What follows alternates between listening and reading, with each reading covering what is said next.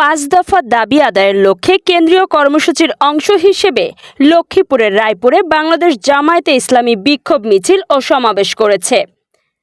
দেলোয়ার হোসেন পাটোয়ারি লক্ষ্মীপুর জেলা প্রতিনিধির পাঠানো প্রতিবেদনে দেখুন বিস্তারিত।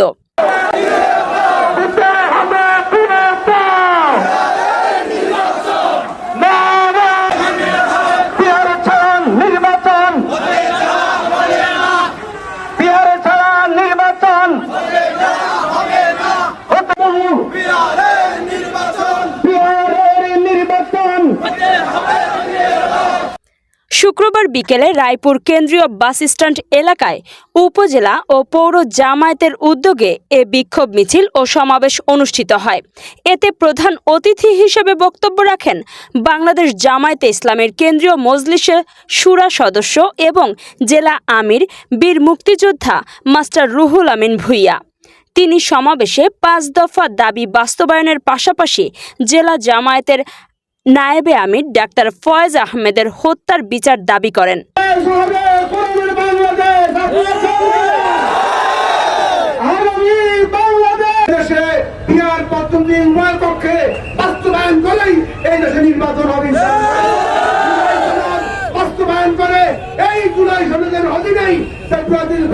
নির্বাচন হবে, এর কোন বিকল্প জনগণ চিন্তা করে।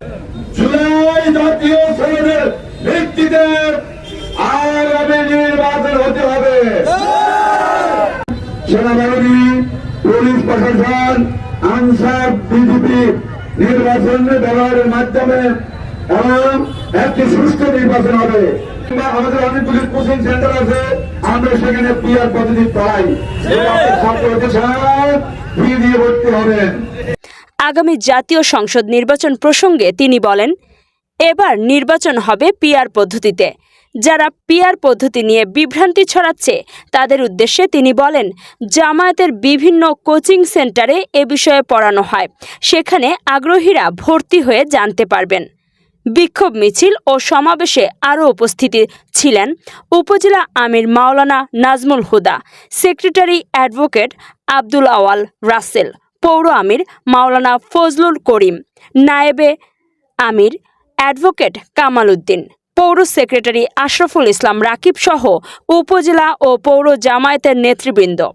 5 দফা দাবি বাস্তবায়নে জামায়াত ঘোষিত কর্মসূচির অংশ হিসেবে সারা দেশে অনুরূপ কর্মসূচি পালিত হচ্ছে।